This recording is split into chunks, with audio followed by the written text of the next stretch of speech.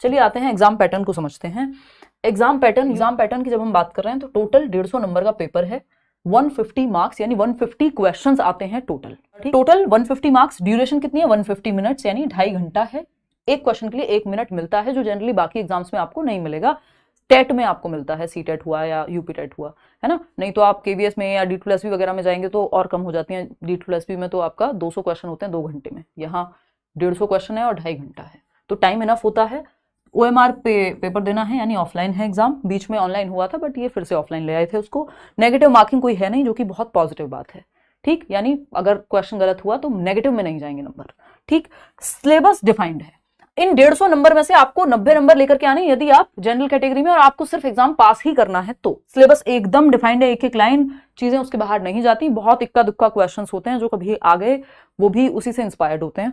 तो ये एक बात को ध्यान रखना है कि सिलेबस से इतर नहीं जाना, इधर उधर भटकना नहीं है सिलेबस को छोड़ करके। पेपर 1 पेपर 2 दोनों ही एग्जाम्स हैं, ठीक। दोनों में ही 150 क्वेश्चन आने हैं, इतना हमें पता है ना। 150 पेपर 1 में आएंगे, 150 ही पेपर 2 में आएंगे, दोनों दे रहे हैं तब भी आपको पता ही है, ठीक है जी। तो पेपर 2 की अगर हम पहले बात कर लें, पेपर 1 पेपर 2 में 3 सब्जेक्ट एकदम कॉमन है। CDP, जिसको चाइल्ड डेवलपमेंट एंड पेडागोजी, बाल विकास एवं शिक्षण शास्त्र कहते हैं, कि बच्चे का विकास कैसे होगा और आप पढ़ाएंगे कैसे। ये 30 नंबर का है, 30 में से 30 आप इजीली ला सकते हैं। मेरे खुद के आए हैं और बहुत सारे लर्नर्स, अनगिनत। यहाँ पे लर्नर्स अगर आप देखेंगे, आपको शायद ही यूट्यूब पे कोई ये कहता हुआ मिले हमारे लर्नर्स 143, 141, 140, 139 इतने बड़े स्कोर्स सीटेट में आप लोग लेकर के आते हैं, और मेरा सौभाग्य है कि आप लोग जुड़ पाए। EVS 30 मार्क्स का। अगर मैं पेपर 2 की पहले बात करूं तो CDP और दोनों लैंग्वेजेस ये कॉमन रहती हैं, कोई सिलेबस में भी अंतर नहीं है, कोई खास डिफिकल्टी लेवल का भी अंतर है नहीं, बिल्कुल सिलेबस सेम है। तो ये 90 नंबर तो कॉमन ही है, दोनों ही पेपर में 90 नंबर कॉमन है। अगर आपने दोनों एग्जाम्स फिल किए हुए हैं तब सेम ही तैयारी है 3 सब्जेक्ट की। अब 60 नंबर का यहाँ पर SST या फिर मैथ्स एंड साइंस आएगा, डिपेंड करता है आपने SST लिया है या मैथ्स एंड साइंस लिया है। अगर आप खुद से तैयारी कर रहे हैं तो सिंपल आपको 6th to 8th क्लास की NCERT पढ़ लेनी है, हिस्ट्री, ज्योग्राफी, पॉलिटी की, और अगर आप साइंस की कह रहे हैं तो साइंस की 6ठी से 8वीं तक की किताबें NCERT की, ठीक। वहां से पेपर एज इट इज उठ के आता है, प्लस प्रीवियस ईयर, इतना काम आप करेंगे। EVS की अगर हम बात कर रहे हैं पेपर 1 में, तो EVS की भी NCERT अगर आप पढ़ लेते हैं या फिर आप YouTube पे वीडियोस देख लेते हैं, मैंने बनाई हुई है। 30 नंबर का मैथ्स, देखिए मैथ्स में पेडागोजी हर एक सब्जेक्ट में ऐसे ही है। EVS में भी 15 नंबर का EVS है जो कंटेंट है, 15 नंबर की आपकी पेडागोजी होती है।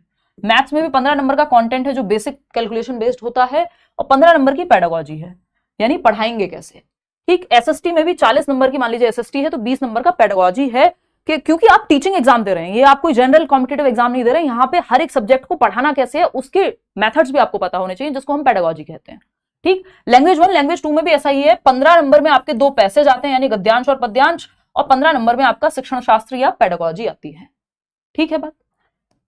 ये बात क्लियर है। और डेली पढ़िएगा जब तक पेपर है, ये मत सोचिएगा लास्ट के 10 दिन पढ़ेंगे, दिक्कत होती है। आजकल पेपर का लेवल पहले से थोड़ा सा उन्होंने बेहतर किया है, हालांकि सिलेबस सेम है, कई सालों से सिलेबस सेम है, तब भी 2 चीजों का सिंपल ध्यान रखेंगे। एक तो सिलेबस से भटकना नहीं है, जो सिलेबस दिया हुआ है इन्फॉर्मेशन बुलेटिन में। अगर हम बात करें सिलेबस की, तो सिलेबस से नहीं भटकना। दूसरा, प्रीवियस ईयर क्वेश्चंस। अब ये कहां से लेने हैं previous year questions? Mock test की तरफ बहुत ज्यादा ना भाग करके पहले प्रीवियस ईयर क्वेश्चंस करने हैं, जब टाइम बचे तब सोचेंगे। प्रीवियस ईयर क्वेश्चन कब से कब तक के? लास्ट 4 ईयर के कर लो, 4 इयर्स मोर देन एनफ हो जाएंगे। 2020 से अब तक, 2020 में ऑनलाइन पेपर्स भी थे तो बहुत सारे सेट हैं, है ना। और कहां मिलेंगे ये? सीटेट की वेबसाइट पे ही मिलेंगे, या कोई भी एक प्रीवियस ईयर क्वेश्चन पेपर की बुक ले सकते हैं आप अपने आसपास से, अमेजोन से, जहां से मिल जाए, ठीक।